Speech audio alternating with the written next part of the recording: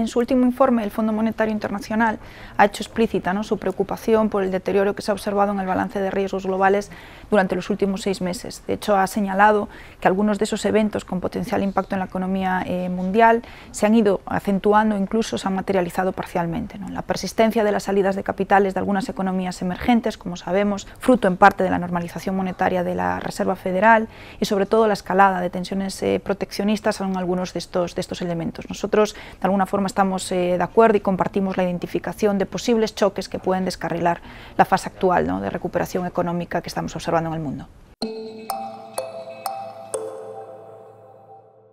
La primera matización que nos gustaría hacer es que el tensionamiento en las condiciones de financiación en los países emergentes no lo consideramos un riesgo global en sí mismo, sino más bien la materialización, ¿no?, de algunos de los riesgos mencionados anteriormente, fundamentalmente la subida de tipos por parte de la Reserva Federal y ese entorno proteccionista que no es favorable. En términos de cómo vemos las condiciones de financiación globales, yo creo que merece la pena hacer un recordatorio, y es que algunas de las crisis más importantes de la historia han estado vinculadas a procesos de subidas de tipos por parte de la Reserva Federal. Esta vez la situación es diferente, se está produciendo con muchísima gradualidad y el propio Banco Central ha insistido en una comunicación orientada a evitar sustos innecesarios, pero obviamente el riesgo de accidente existe y sobre todo se incrementa a medida que los costes de financiación alcanzan niveles que pueden comprometer el servicio de la deuda, ¿no? A día de hoy, además, el mundo está bastante más endeudado que en el año 2007 y el grueso de economías emergentes sigue dependiendo mucho de la financiación en dólares. Por lo tanto, un fallo de la Reserva Federal ocasionaría, ¿no?, un deterioro fuerte de las condiciones de financiación globales, tendría un impacto diferencial sobre los países que dependen de los flujos de capital denominados en divisa dólar, pero obviamente también podría tener un efecto sobre la propia demanda doméstica de Estados Unidos, ¿no?, justo en un momento donde parece que nos estamos acercando a la fase final del ciclo expansivo de esta economía. De ahí que, coincidiendo además con la posible finalización de los estímulos fiscales en 2020, el escenario, un escenario potencial de riesgo que hay que contemplar es una desaceleración más o menos significativa de la economía estadounidense en los próximos años.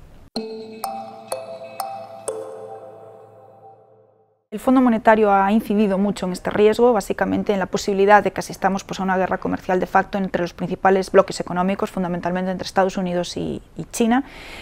Puede que sus efectos a corto plazo no sean tan intensos como los que podemos vincular, ¿no?, a escenarios de ajuste en Estados Unidos, pero a medio plazo pueden ser incluso más disruptivos, ¿no?, en la medida en la que alteren la asignación de recursos en economías relevantes. Un elemento adicional es que además el intento por luchar contra los posibles efectos del proteccionismo lleve a algunas economías como China fundamentalmente a alterar su hoja de ruta en términos de saneamiento de su sector privado. Los ratios de deuda privada en China han vuelto a aumentar en este inicio de 2018 y es probable que siga un poco esta dinámica a tenor de las medidas de estímulo que se están implementando. Somos conscientes de que China es un país particular, que tiene las herramientas necesarias para poder evitar, ¿no?, un ajuste brusco de su economía a corto plazo, pero obviamente la reducción de su deuda la va a tener que acometer en algún momento y entonces la economía mundial va a sufrir sus efectos, ¿no?